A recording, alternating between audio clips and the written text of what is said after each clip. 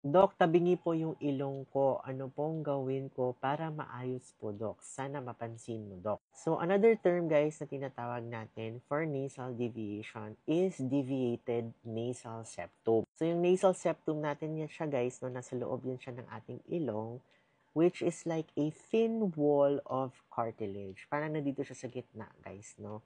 That basically divides your nasal appendages. So, pag deviated po yung nasal septum ninyo, imbes na straight po yung nasal septum ninyo na nasa loob, para siyang deviated or para siyang asymmetrically pushed to one side. So, yung nasal septum natin, guys, para siyang fin ng shark or something na nandito siya sa loob, nandyan.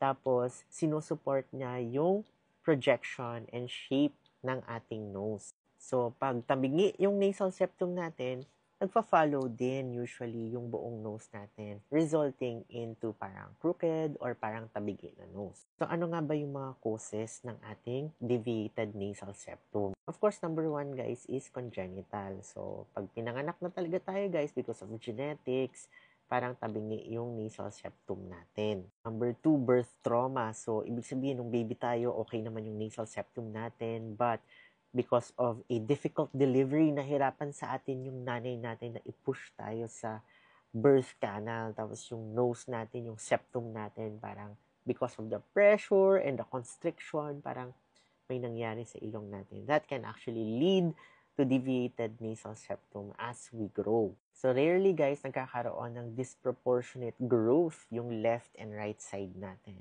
because again of some factors like your genetics. So ibig sabihin, your right side may grow faster than your left side. From naiiwan yung left side, your left side may grow faster than your right side. So parang naiiwan.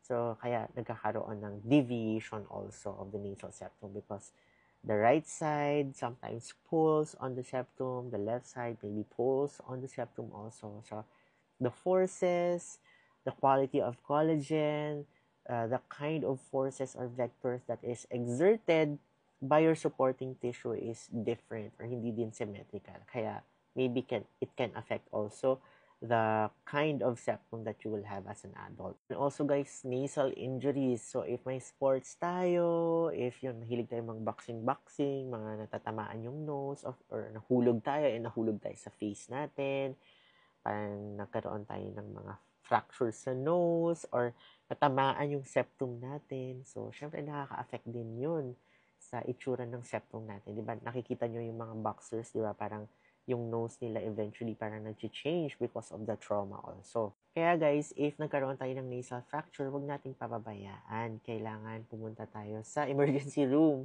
Pa-check natin yan sa ENT natin. Kasi if hindi na-address yung nasal fracture, it can actually affect also the nasal septum over time. So another cause will be chronic infection or inflammation. Like for example, meron kayong sinusitis. So if meron kayong chronic inflammation from sinusitis, this can actually cause your nasal septum to be thicker or be shifted to a certain side, developing into a deviated nasal septum. So, yung iba naman, guys, may mga nasal polyps or may mga maliliit na tumors in the nasal cavity. So, sometimes those masses can exert pressure on the nasal septum to deviate to the other side. Lastly, guys, is aging. So, syempre, habang tumatanda tayo, guys, yung mga bones natin dito and mga cartilages natin dyan, also weaken, also ages with us. So, nagwi-weaken sila over time. Sometimes, it can cause the septum to deviate to a certain side, thus causing acquired deviated septum as we age. So, ang una po natin gagawin, magpapacheck tayo sa ating ENT, sa ating mga specialist sa ilong. Okay?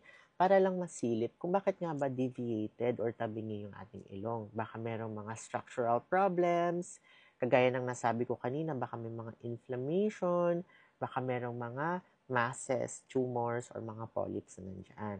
But if wala naman, after na-clear kayo, pag sinabi, pwede kong, medyo deviated yung septum mo, usually kinokorrect yan with surgery.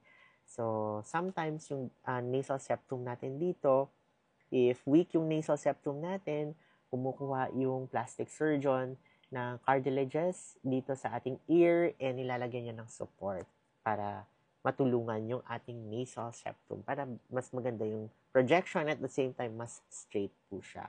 So yun, no, magpa-check ka sa ENT, and if na-clear ka, you have the option for rhinoplasty. Pero alam mo, no, majority of the Filipinos I see, medyo deviated talaga yung nose. Sometimes it's very, very subtle. Usually, yung mga asymmetry na nakikita natin, hindi talaga siya obvious sa ibang tao. Parang tayo lang yung nakakita nun, especially if fixated tayo masyado. Like siguro every 5 minutes na check natin yung ilong natin in the mirror, then definitely mapapansin mo talaga yan. So, if ikaw lang yung nakakapansin ng deviation na sinasabi mo, then I don't think there's a need to do or correct it surgically if nakakahinga ka naman ng mabuti, wala namang problems with your breathing. But, syempre, choice mo pa rin yan kung gusto mo talaga siya ipa-cosmetically correct.